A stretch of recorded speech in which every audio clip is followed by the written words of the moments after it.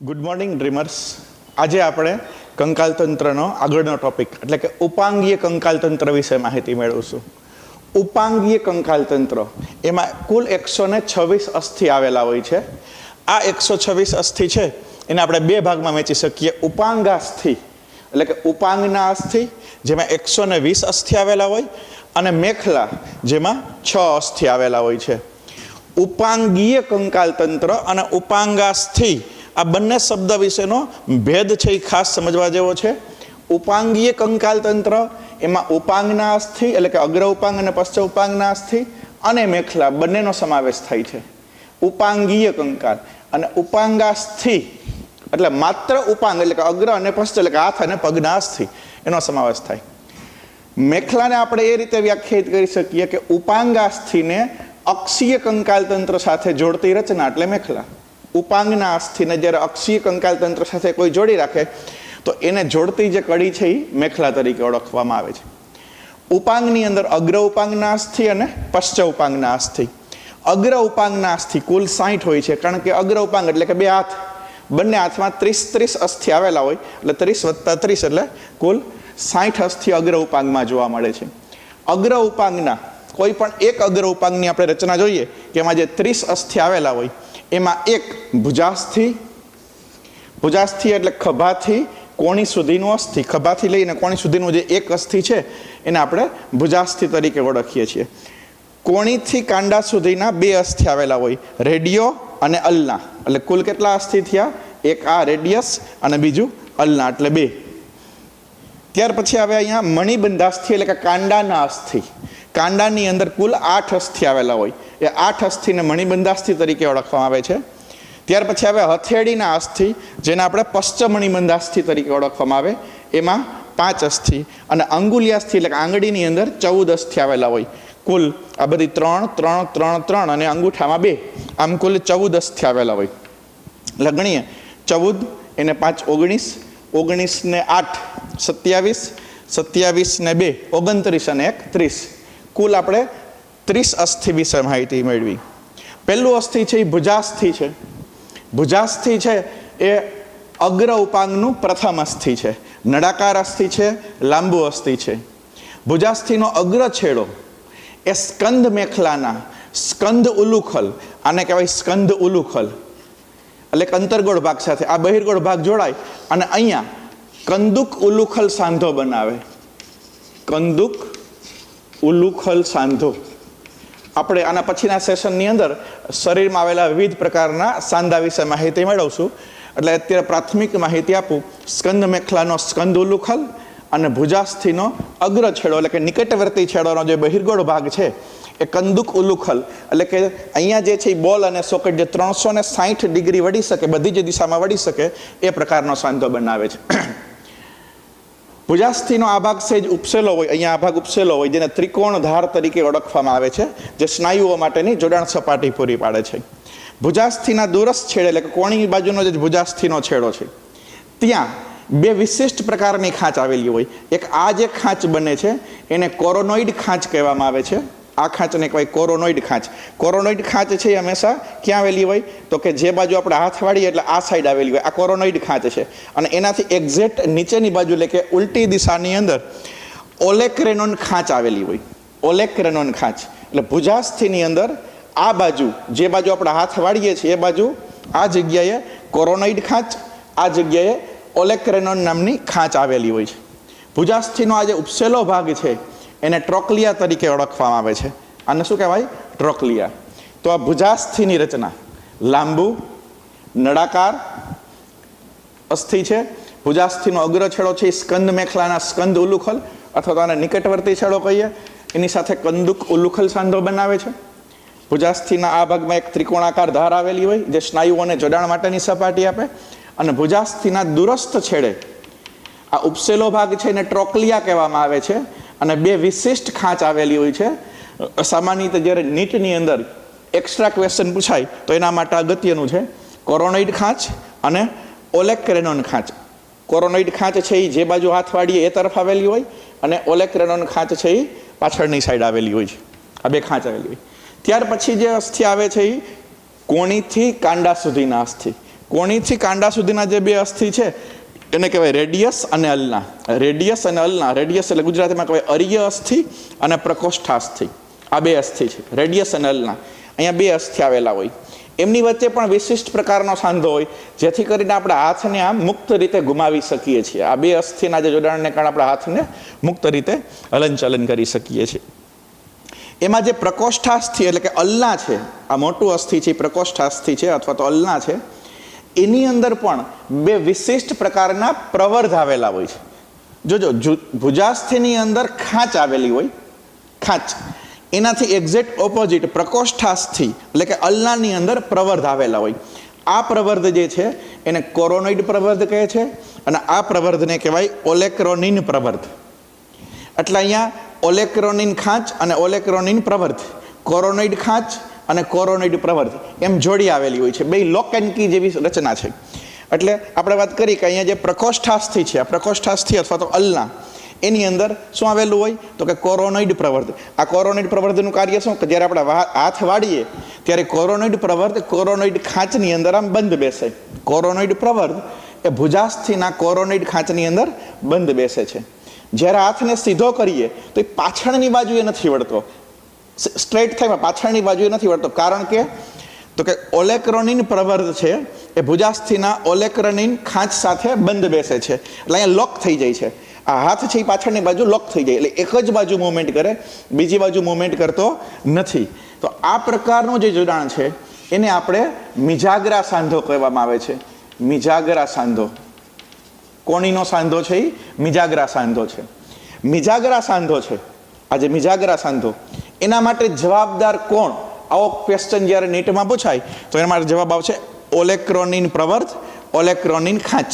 પ્રવર્ધ છે એ પ્રકોષ્ઠાસ્થિમાં આવે અને ખાંચ છે એ ભુજાસ્થિમાં આવે, જે લોક કરી દે છે. એટલે કે કોણીથી આમ પાછળની સાઈડ છે હાથ જઈ શકતો નથી.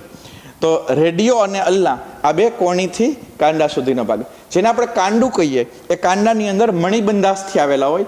એ મણિબંધાસ્થિની અંદર કુલ અસ્થિની સંખ્યા કેટલી હોય છે? 8 આવેલી હોય છે. આ 8 મણિબંધાસ્થિ છે બે હરોળમાં ગોઠવાય, 4 અને 4. એમાં નિકટવર્તી એટલે અહીંથી જેમ જાઓ એમ પેલી હરોળ આવે એને નિકટવર્તી હરોળ કહેવાય. નિકટવર્તીની અંદર પહેલું અસ્થિ હોય એને કહેવાય સ્કેફોઇડ, બીજું અસ્થિ છે એને કહેવાય લ્યુનેટ, ત્રીજું અસ્થિ છે એને કહેવાય ટ્રાઇક્વેટ્રલ અને ચોથું છે એને કહેવાય પીસીફોર્મ. સ્કેફોઇડ, લ્યુનેટ, ટ્રાઇક્વેટ્રલ અને પીસીફોર્મ. પેલા બે અસ્થિ એટલે કે સ્કેફોઇડ અને લ્યુનેટ, આ બે અસ્થિ, એની સાથે રેડિયસ એટલે કે અર્ય અસ્થિ જોડાય છે. આ રેડિયસ અથવા તો અર્ય અસ્થિ છે કોની સાથે જોડાય તો કે આ જે રેડિયસ અસ્થિ છે કોની સાથે? જો એક બીજું કે જે અંગૂઠો હોય એ બાજુ અર્ય અસ્થિ આવેલું હોય. અંગૂઠો યાદ રાખવાનો, અંગૂઠાની સાઈડ કયો અસ્થિ આવેલું હોય? અર્ય એટલે કે રેડિયસ અસ્થિ આવેલું હોય. તો અહીંયા જે બે મણિબંધ અસ્થિ હોય, પહેલું અને બીજું, આ સાઈડથી અંગૂઠાની સાઈડથી એ સ્કેફોઇડ અને લ્યુનેટ તરીકે ઓળખવામાં આવે છે. બીજી હરોળ છે એટલે કે હથેળીની સાઈડમાં જે બીજી હરોળ છે એમાં ટ્રેપેઝિયમ, ટ્રેપેઝોઇડ, કેપેટેટ અને હેમેટ. ટ્રેપેઝિયમ અંગૂઠાની સાઈડથી સ્ટાર્ટ કરો, અહીંથી સ્ટાર્ટ કરો એટલે ટ્રેપેઝિયમ, પછી ટ્રેપેઝોઇડ, કેપેટેટ અને આ બાજુ આવે છે એ હેમેટ અસ્થિ આવેલું હોય. આ 8 અસ્થિને કહેવાય મણિબંધાસ્થિ. ત્યાર પછી આવે હથેળીના અસ્થિ. આ જે હથેળીની અંદર કુલ 5 અસ્થિ આવેલા હોય એને કહેવાય પશ્ચ મણિબંધાસ્થિ. 1, 2, 3, 4 અને 5. હથેળીના 5 અસ્થિને શું કહેવાય? પશ્ચ મણિબંધાસ્થિ કહેવામાં આવે. અને ત્યાર પછી આવે આંગળીના અસ્થિ.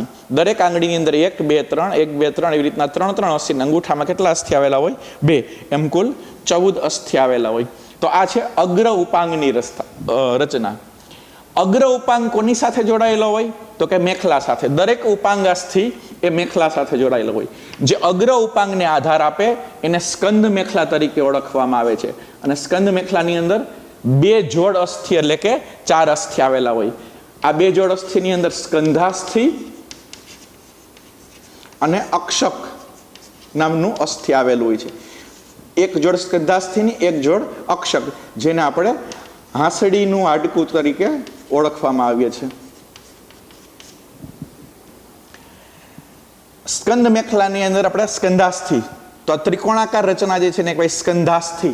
સ્કંધાસ્થિ ક્યાં આવેલું હોય તો કે બીજીથી 7મી પાસળીની ઉપર પૃષ્ઠ બાજુ, આ જે પાસળી પિંજર હોય જેને આપણે ખભો કહીએ, તો બીજીથી 7મી પાસળી આ જે પ્લેટ બનાવે, ખભાની પ્લેટ બનાવે, એ આ સ્કંધાસ્થિ છે. સ્કંધાસ્થિનો એક વિશિષ્ટ પ્રકારનો છેડો આમ ઉપસેલો હોય પ્રવર્ધ, એને કહેવાય એક્રોમિયોન પ્રવર્ધ. એક્રોમિયોન પ્રવર્ધ અથવા તો સ્કંધાગ્ર પ્રવર્ધ તરીકે ઓળખવામાં આવે છે. અને આ સ્કંધાગ્ર પ્રવર્ધની સાથે અક્ષક નામનું અસ્થિ જોડાયેલું હોય.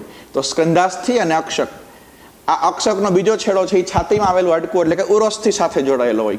તો એક્રોમિયન પ્રવર્ધ જે અક્ષકને જોડાણ આપે એને સ્કંધાગ્ર પ્રવર્ધ પણ કહેવાય. ત્રિકોણાકાર રચના છે એને સ્કંધાસ્થિ કહેવાય. અને આ અંતર્ગોળ ભાગ છે એને કહેવાય સ્કંદ ઉલુખલ. એ સ્કંદ ઉલુખલ એ ભુજાસ્થિ સાથે કંદુક ઉલુખલ પ્રકારનો સાંધો બનાવે. તો બે સ્કંદાસ્થિ અને બે અક્ષક એમ બંને બાજુના ખભાની પ્લેટ અને અહીંયા જે હાંસડીનું હાડકું જે ગળાની અંદર આમ આડું જોવા મળે છે, જે ઉરોસ્થિ સાથે જોડાયેલું હોય, એને આપણે અક્ષક તરીકે ઓળખવામાં આવે છે. હવે જોઈએ આપણે પશ્ચ ઉપાંગના અસ્થિ. પશ્ચ ઉપાંગમાં પણ કેટલા અસ્થિ આવેલા હોય? તો કે 60 અસ્થિ આવેલા હોય. બે પશ્ચ ઉપાંગ છે એટલે પ્રત્યેક પશ્ચ ઉપાંગમાં કેટલા અસ્થિ હોય? 30 અસ્થિ આવેલા હોય. તો બંને પશ્ચ ઉપાંગની અંદર 30. કોઈ પણ એક પશ્ચ ઉપાંગની રચના જોઈએ આપણે તો પહેલું અસ્થિ એટલે કે ઉર્વસ્થિ. પહેલું અસ્થિ એટલે ઉર્વસ્થિ. ઉર્વસ્થિ છે એ અહીં કમરથી લઈ અને ગોઠણ સુધીનું જે ભાગ આવે, અહીંથી અહીંયા સુધીનો ભાગ એટલે કે કમરથી ગોઠણ સુધીનો જે ભાગ છે એને આપણે ઉર્વસ્થિ તરીકે ઓળખવામાં આવે છે. ઉર્વસ્થિ નામનું અસ્થિ. એનો આ બહિર્ગોળ ભાગ છે, આ લાંબુ અને પાતળું અસ્થિ છે, મજબૂત અસ્થિ છે. એનો આ બહિર્ગોળ ભાગ છે નિતમ મેખલાના નિતમ ઉલુખલ સાથે જોડાય અને અહીંયા કયો સાંધો બનાવશે? કંદુક ઉલુખલ સાંધો. કંદુક ઉલુખલ સાંધો. જેમ અહીંયા ખભાનો સાંધો બધી બાજુ વળી શકે છે, સેમ એ જ રીતના અહીંયા જે નિતમનો સાંધો છે એટલે કે નિતમ મેખલા અને પશ્ચ ઉપાંગનું પહેલું અસ્થિ એટલે ઉર્વસ્થિ એ જે સાંધો બનાવે એને કંદુક ઉલુખલ સાંધો કહેવાય.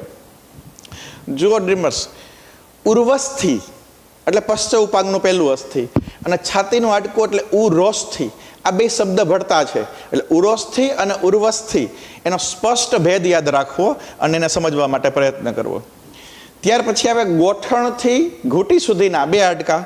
જેમ આપણે કહીએ કે કોણીથી કાંડું એમ પગમાં ગોઠણથી ઘૂંટી સુધીના બે અસ્થિ આવેલા હોય. એમાં ટિબિયો અને ફિબ્યુલા આ બે અસ્થિ છે. ટિબિયો અસ્થિ અને ફિબ્યુલા અસ્થિ. આ બંને અસ્થિ જેના દ્વારા જોડાય અહીંયા એને કહેવાય તંતુમય અચલ સાંધો. ટિબિયો અને ફિબ્યુલા અહીંયા તંતુમય અચલ સાંધા દ્વારા જોડાયેલા હોય. અને ઉર્વસ્થિ અને ટિબિયો જ્યાં જોડાય છે ત્યાં અહીંયા એક વિશિષ્ટ પ્રકારનું અસ્થિ આવેલું હોય જેને કહેવાય ઢાંકણીનું અસ્થિ. આને કહેવાય ઢાંકણીનું અસ્થિ, ગોઠણનું અસ્થિ અથવા ઢાંકણું. ગોઠણની અંદર ટિબિયો અને ઉર્વસ્થિના જોડાણ સ્થાને અહીંયા એક વિશિષ્ટ પ્રકારનું અસ્થિ આવેલું હોય એને કહેવાય ઢાંકણીનું અસ્થિ. આપણે જોયું કે કોણીનો સાંધો છે એ મિજાગરા પ્રકારનો સાંધો છે, એક જ બાજુ હોય. એમ આ ગોઠણનો સાંધો છે એ પણ કેવા પ્રકારનો સાંધો કહેવાય? મિજાગરા પ્રકારનો સાંધો કહેવાય, જે એક જ બાજુએ વળી શકે, આગળની સાઈડ વળી શકતો નથી, પાછળની સાઈડ વળી શકે. ટિબિયો અને ફિબ્યુલા છે એ પૂર્ણ થાય ત્યાર પછી આવે ઘૂંટીના અસ્થિ. જેમ અહીંયા આપણે હાથની વાત કરીએ તો હવે કાંડું આવે, એમ પગમાં ઘૂંટી આવે. કાંડામાં 8 અસ્થિ છે, એમ ઘૂંટીની અંદર 7 અસ્થિ હોય. ઘૂંટીના 7 અસ્થિને ગુલ્ફાસ્થિ તરીકે ઓળખવામાં આવે. કુલ કેટલા અસ્થિ હોય? 7. એને ગુલ્ફાસ્થિ કહેવાય. આ ગુલ્ફાસ્થિની અંદર જે ટિબિયો છે એની તરત જ નીચે આવેલું હોય એને ટેલસ અસ્થિ કહેવાય. ટેલસની નીચે જે આવેલું હોય એને કહેવાય નેવિક્યુલર અસ્થિ. અને એની પાછળની બાજુએ નીકળતું હોય એને કેલ્કેનસ અથવા તો જેને આપણે કહેવાય પગની એડીનું અસ્થિ, હિલબોન અથવા તો એડીનું અસ્થિ અથવા તો કેલ્કેનસ તરીકે ઓળખવામાં આવે છે. તો ટેલસ, નેવિક્યુલર અને કેલ્કેનસ. આ સાઈડની અંદર ક્યુબોઇડ અસ્થિ અને બાકીના 3 છે એને કિનિફોર્મ અસ્થિ તરીકે ઓળખવામાં આવે છે. ક્યુબોઇડ અને કિનિફોર્મ અસ્થિ. તો ટોટલ ટેલસ, નેવિક્યુલર 2, 3 છે એ કેલ્કેનસ, 4 ક્યુબોઇડ અને 5મું, 6થું અને 7મું એને કહેવાય ક્યુનિફોર્મ અસ્થિ. આ કુલ 7 અસ્થિને ગુલ્ફાસ્થિ તરીકે ઓળખવામાં આવે છે. ત્યાર પછી હવે પગના તળિયામાં આવેલા અસ્થિ એને કહેવાય પશ્ચ ગુલ્ફાસ્થિ. એની સંખ્યા કેટલી હોય તો કે 5 હોય. પગના તળિયાના 5 અસ્થિ એને કહેવાય પશ્ચ ગુલ્ફાસ્થિ. અને પગની આંગળી એને કહેવાય અંગુલ્યાસ્થિ. હાથની જેમ જ અંગુલ્યાસ્થિની સંખ્યા પણ કેટલી હોય છે? 14 હોય છે. એટલે પગની અંદર 14 આંગળી, 5 પગનું તળિયું બનાવે એટલે પશ્ચ ગુલ્ફાસ્થિ એટલે 14 ને 5 19. ગુલ્ફાસ્થિની સંખ્યા 7 હોય એટલે 19 ને 7 26. અને ટિબિયો ફિબ્યુલા 2 ગણો એટલે 28. 28 અને 1 ઢાંકણીનું અસ્થિ એટલે 29, 29 અને 1 ઉર્વસ્થિ એટલે 30, કુલ એક પશ્ચ ઉપાંગની અંદર 30 અસ્થિ આવેલા હોય છે. નિતંબ પ્રદેશમાં જે સાંધો બનાવે એ કંદુક ઉલુખલ સાંધો, ગોઠણનો જે સાંધો છે એને કહેવાય મિજાગરા સાંધો, અને અહીંયા વિશિષ્ટ પ્રકારનો અસ્થિ એટલે કે ઢાંકણી આવેલી હોય. ટિબ્યુલો અને ફિબ્યુલા વચ્ચે જે સાંધો હોય એને તંતુમય અચલ સાંધો તરીકે ઓળખવામાં આવે છે. જેમ અગ્ર ઉપાંગ એને સ્કંદ મેખલા આધાર આપે, એમ આ પશ્ચ ઉપાંગ છે. પશ્ચ ઉપાંગને અક્ષીય કંક, આ કરોડસ્તંભ છે. કરોડસ્તંભની અંદર આ જે કશેરુકા, જે છેલ્લી 4 કશેરુકા અને 5 કશેરુકા જોડાય એટલે ત્રિકાસ્થિ અને પુછાસ્થિ, ત્રિકાસ્થિ અને પુછાસ્થિ કશેરુકાનો અંતિમ 2 કશેરુકા, ત્રિકાસ્થિ અને પુછાસ્થિ. તો અક્ષીય કંકાલ તંત્ર, આ ઉપાંગાસ્થિ, આ બંનેને જોડતી વી આકારની રચના છે એને આપણે નિતંબ મેખલા કહેવામાં આવે છે. નિતંબ મેખલા છે એ માનવ શરીરની અંદર આવેલી વી આકારની રચના છે.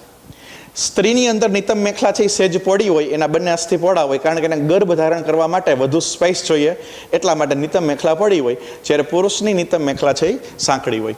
નિતંબ મેખલાની અંદર 2 અસ્થિ આવેલા હોય. આ 2 અસ્થિ ક્યાં? તો કે આ 2 અસ્થિ, આને કહેવાય શ્રોણી અસ્થિ, આને કહેવાય શ્રોણી અસ્થિ. આ એક શ્રોણી અસ્થિ, આ બીજું શ્રોણી અસ્થિ.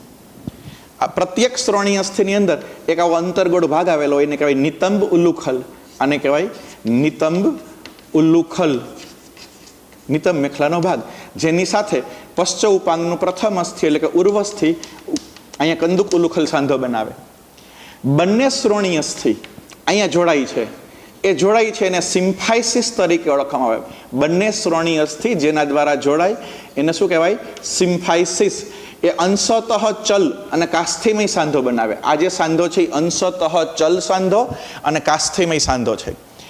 આ પ્રત્યેક શ્રોણી અસ્થિ એ 3 અસ્થિનું બનેલું હોય, 3 અસ્થિનું બનેલું હોય.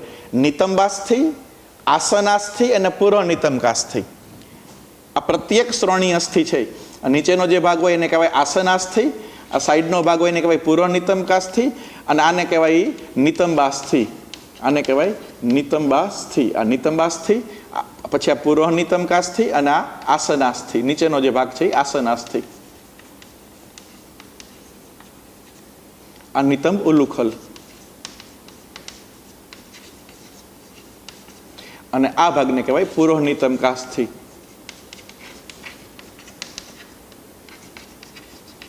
કુલ 3 નિતંબાસ્થિ, પૂર્વ નિતંબકાસ્થિ, આસનાસ્થિ. પણ આ ત્રણેય છે એ એકબીજામાં ફ્યુઝ થઈ જાય એટલે કે વિલીનીકરણ પામે છે. એટલે ત્રણેયને આપણે અલગ ન ગણતા એક જ અસ્થિ ગણીએ છીએ, અને એક સમગ્ર અસ્થિનું નામ છે શ્રોણી અસ્થિ. આ શ્રોણી અસ્થિ છે એવા કુલ કેટલા થયા? 2. એટલે નિતંબ મેખલાની અંદર આપણે 3 અને 3, 6 ની બદલે માત્ર 2 અસ્થિ તરીકે જ ઓળખવામાં આવે છે. જ્યારે એવો પ્રશ્ન પૂછાય કે કરોડ સ્તંભનું આ ત્રિકાસ્થિ અને પુછાસ્થિ છે, તો એની સાથે નિતંબ મેખલાનો કયો ભાગ જોડાય? તો તમે શ્રોણી અસ્થિ પણ કહી શકો, આ શ્રોણી અસ્થિ છે એની સાથે જોડાય છે. પરંતુ જ્યારે ઇન્ડિવિજ્યુઅલ નામ આપેલા હોય તો કયું અસ્થિ જોડાય? તો શું જવાબ આવશે? નિતંબાસ્થિ. અક્ષીય કંકાલ તંત્ર સાથે નિતંબ મેખલાનું કયું અસ્થિ જોડાય? તો આસનાસ્થિ નહીં જોડાય, પૂર્વ નિતંબકાસ્થિ નહીં જોડાય, કયું જોડાય? નિતંબાસ્થિ. એટલે નિતંબાસ્થિ જવાબ પણ સાચો, શ્રોણી અસ્થિ ઓપ્શનમાં આપેલો હોય તો એ પણ જવાબ સાચો. તો આ નિતંબ મેખલા અને પશ્ચ ઉપાંગના અસ્થિ. આમ ઉપાંગીય કંકાલ તંત્રના 126 અસ્થિ વિશે આપણે આજે માહિતી મેળવી. આગળ ઉપર આપણે આ બધાનું 3D મોડેલ હું તમને સમજાવીશ. Thank you. આજે આપણે જે ઉપાંગી કંકાલ તંત્રની માહિતી જોઈતી તેને આપણે 3D સ્વરૂપે નિહાળીએ. ઉપાંગી કંકાલ તંત્રની અંદર અગ્ર ઉપાંગ અને સ્કંદ મેખલાનો સમાવેશ થાય. સ્કંદ મેખલાની અંદર એક જોડ અક્ષક, જો આ જે દેખાય છે અક્ષક નામનું અસ્થિ છે જે 2 વળાંક ધરાવે છે, આ પણ અક્ષક છે. એટલે એક જોડ અક્ષક જે 2 વળાંક ધરાવતું અસ્થિ છે, જેને આપણે હાંસડીનું હાડકું પણ ઓળખીએ છીએ. આ અક્ષકની આપણે પૃષ્ઠ બાજુએ જોઈએ તો સ્કંદ મેખલાનો આ જે ત્રિકોણાકાર ભાગ છે, જે બીજી થી 7મી પાંસળીની ઉપર આવેલો ત્રિકોણાકાર ભાગ છે સ્કંદ મેખલાનો, એને આપણે સ્કંધાસ્થિ તરીકે ઓળખીએ છીએ. તો એક જોડ સ્કંધાસ્થિ પૃષ્ઠ બાજુએ અને એક જોડ અક્ષક છે એ વક્ષ બાજુએ, આમ 4 અસ્થિની બનેલી સ્કંદ મેખલા હોય. સ્કંધાસ્થિનો આ પ્રવર્ધ, આ જે પ્રવર્ધ છે એને એક્રોમિયમ પ્રવર્ધ અથવા તો સ્કંધાગ્ર પ્રવર્ધ તરીકે ઓળખવામાં આવે છે, કે જેની સાથે અક્ષક છે એ જોડાય છે. સ્કંદ મેખલાનો આ પ્રવર્ધ એટલે એક્રોમિયમ પ્રવર્ધ, જેની સાથે અક્ષક નામનું અસ્થિ જોડાય છે. સ્કંધાસ્થિનો આ ભાગ છે એ અંતરગોળ છે. એ અંતરગોળ ભાગની અંદર આ જે અગ્ર ઉપાંગનું પ્રથમ અસ્થિ એટલે કે ભુજાસ્થિ જોડાયેલું છે. આ ભુજાસ્થિ નામનું અસ્થિ છે એની સાથે કંદુક ઉલ્લુખલ પ્રકારનો સાંધો બનાવે, જે મુક્ત રીતે હલનચલન કરી શકતો એટલે કે ફ્રી મૂવમેન્ટ કરી શકતો સાંધો છે. તો સ્કંદ મેખલાની રચના આપણે જોઈએ. હવે જોઈએ આપણે અગ્ર ઉપાંગની રચના. અગ્ર ઉપાંગનું આ પ્રથમ અસ્થિ છે અને આપણે ભુજાસ્થિ કહીએ. ભુજાસ્થિનો અગ્ર છેડો જે છે, નિકટવર્તી છેડો છે, સ્કંદ મેખલાના સ્કંદ ઉલ્લુખલ સાથે મુક્ત રીતે હલનચલન કરતો કંદુક ઉલ્લુખલ સાંધો બનાવે. ભુજાસ્થિનો આ જે દોરસ છેડો છે એમાં આવા બે બહિર્ગોળ ભાગ આવેલા છે. એને કેપેચ્યુલમ અને ટ્રોકિયા કહે છે, જે અનુક્રમે રેડિયસ અને અલ્ના સાથે જોડાણ ધરાવે છે. તો આ ભુજાસ્થિ એનો આ ઉપસેલો ભાગ છે એને ત્રિકોણધાર તરીકે ઓળખવામાં આવે છે. ત્યાર પછી કાંડાથી કોણી સુધીની અંદર બે અસ્થિ આવેલા હોય છે, રેડિયસ અને અલ્ના. જે અંગૂઠો છે એ તરફ આ જે દેખાય છે એને કહેવાય અરીય અસ્થિ એટલે કે રેડિયસ અસ્થિ, અને આને કહેવાય અલ્ના એટલે કે પ્રકોષ્ઠાસ્થિ. પ્રકોષ્ઠાસ્થિ જે છે, આ પ્રકોષ્ઠાસ્થિ અહીંથી તમે જોયું કે આ પ્રકોષ્ઠાસ્થિ એમાં અહીંયા પણ પ્રવર્ધ છે અને અહીંયા પણ પ્રવર્ધ છે. આ જે પ્રવર્ધ છે એને ઓલેક્રોનિન પ્રવર્ધ તરીકે ઓળખવામાં આવે છે અને એ અહીંયા મિજાગ્રા પ્રકારના સાંધામાં લોક કરવા માટે જવાબદાર છે. એટલે કે જે કોણીનો સાંધો કોણ બનાવે તો કે ઓલેક્રોનિન પ્રવર્ધ. આ જે પ્રવર્ધ દેખાય છે અહીંયા એ પ્રવર્ધને કોરોનોઇડ પ્રવર્ધ તરીકે ઓળખવામાં આવે છે, જે આ રીતના વર્કિંગ કરે છે. તો પ્રકોષ્ઠાસ્થિની અંદર બે પ્રવર્ધ છે, કોરોનોઇડ પ્રવર્ધ અને ઓલેક્રોનિન પ્રવર્ધ.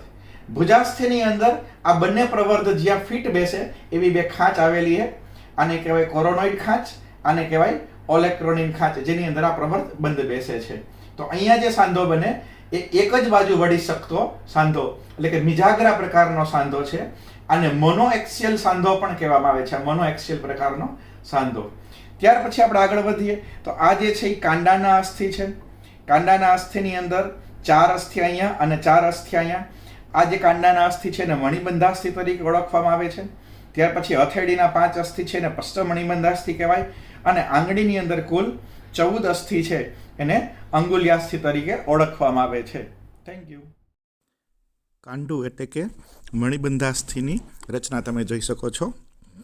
રેડિયસ એટલે કે અરીય અસ્થિ સાથે કાંડાના સ્કેફોઇડ અને લ્યુમેટ અસ્થિ જોડાયેલા છે. પ્રથમ રણમાં સ્કેફોઇડ, લ્યુનેટ, પિસિફોર્મ જોવા મળે છે, જ્યારે બીજી રણની અંદર ટ્રેપેઝિયમ, ટ્રેપેઝોઇડ, કેપેટેટ અને હેમેટેમ અસ્થિ જોવા મળે છે.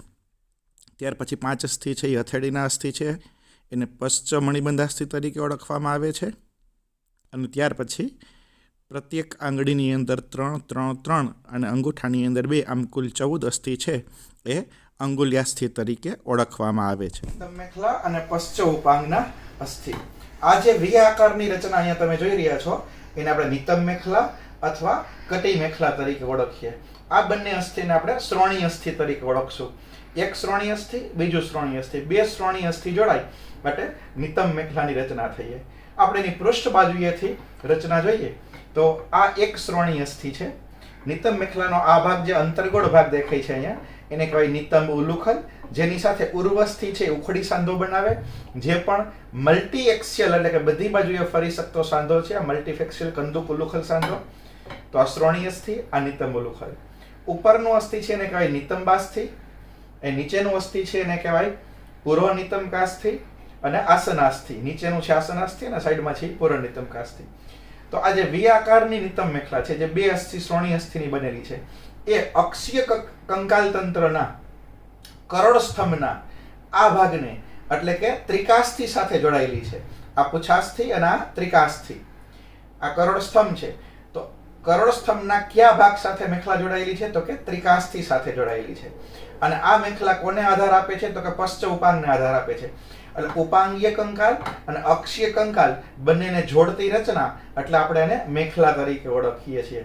તો આ વી આકારની મેખલાની રચના.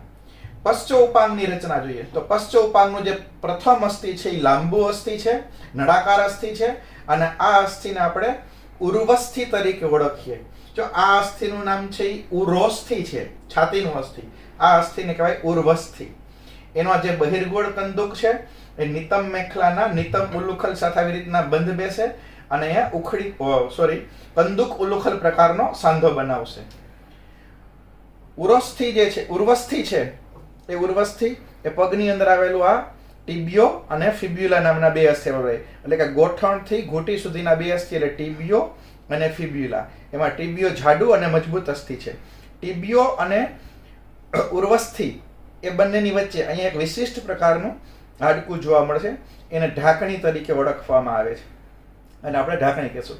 અહીંયા પણ જે સાંધો બનશે એ મિજાગરા પ્રકારનો સાંધો બનશે, જે મોનોએક્સિયલ એટલે કે એક જ દિશામાં વળી શકતો, એક જ ધરી ઉપર ચાલતો સાંધો એટલે કે મોનોએક્સિયલ જોઈન્ટ તરીકે ઓળખવામાં આવે છે.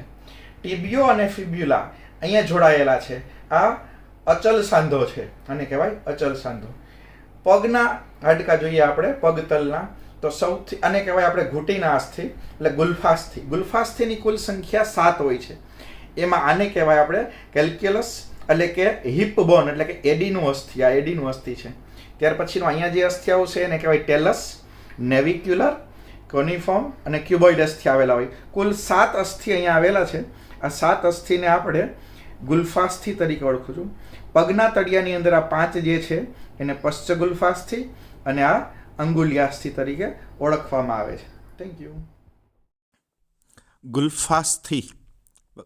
ગુલ્ફાસ્થિની અંદર કુલ 7 અસ્થિ આવેલા હોય. ટેલસ, કેલ્કેનસ, નેવિક્યુલર, ક્યુબોઇડ અને 3 ક્યુનિફોર્મ, આમ કુલ 7 અસ્થિ છે.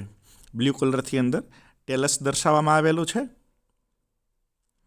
ત્યારબાદ પિંક કલરની અંદર કેલ્કેનસ એટલે કે હિપ બોન એટલે કે એડીનું અસ્થિ, યલો કલરમાં નેવિક્યુલર, ગ્રે કલરની અંદર ક્યુબોઇડ અને રેડ કલરની અંદર ક્યુનિફોર્મ, આમ કુલ 7 અસ્થિ છે એ ગુલ્ફાસ્થિ તરીકે ઓળખાય છે.